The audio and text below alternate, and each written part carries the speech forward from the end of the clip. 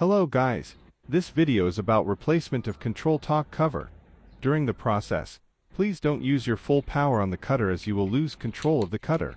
First, put your cutter at the end of the control torque cover, and carefully try to put blade into the gap of the cover. Make sure you don't damage of the skin of cable, as it is very close too. Follow my video, you can do it by yourself.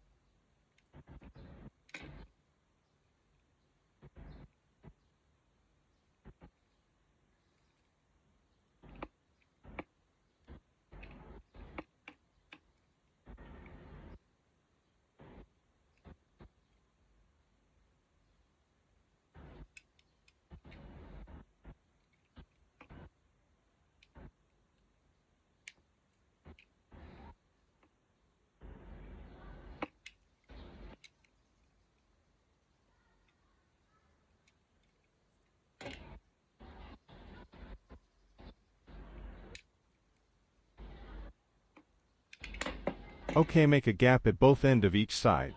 You now can use your fingernail to slide along with the gap from the end to another end. That's almost done.